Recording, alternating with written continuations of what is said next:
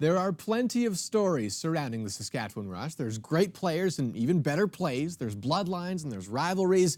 But there are also the stories you probably don't know, like Casey Guerin's, a pillar of the Saskatoon lacrosse community as a coach, former player, and a broadcaster. But 2 years ago, everything changed when he started a fight for his life. Yeah, you know, it was a really good job on the Rush, our man down there. Casey Guerin, the color commentator for the Saskatchewan Rush. That's a beauty goal. Matthews just faked them right out of their shoes on that one. When he talks lacrosse, you can tell it comes from a lifetime of loving the sport. It's a lot of fun. I love doing this, and you know, I'm first and foremost just a fan of lacrosse. Well, you know, most of Jeff Cornwall's goals come on the breakaway, and we know what he's doing. But talking, even taking a breath, became difficult.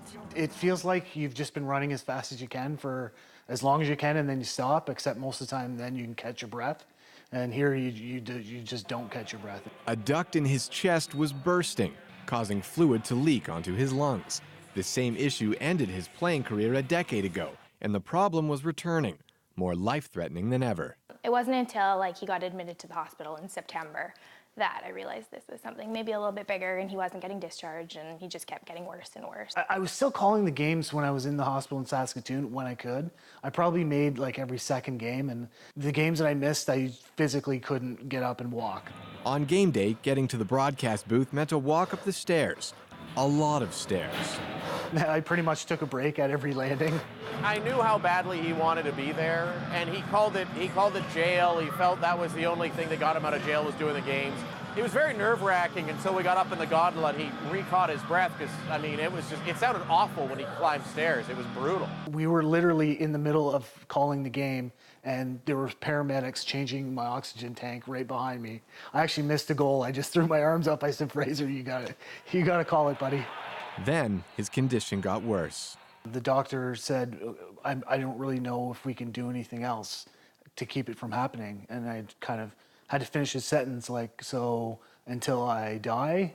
And it's, it came to the point where they were fresh out of ideas. Guerin was forced to see a specialist in Philadelphia, which meant months in a hospital bed.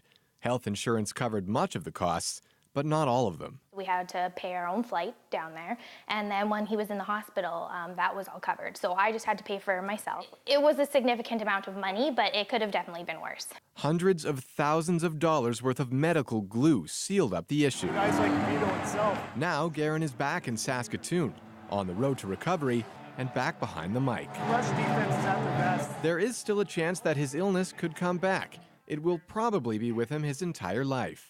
But as long as he can keep breathing, Casey Guerin will keep talking about the sport that he loves. Until they kick me out, I guess. I mean, I'll keep doing it as long as I can. You know, if it comes one day where I can't do it, I'll be the John Fraser. I'll be in the stands drinking beer.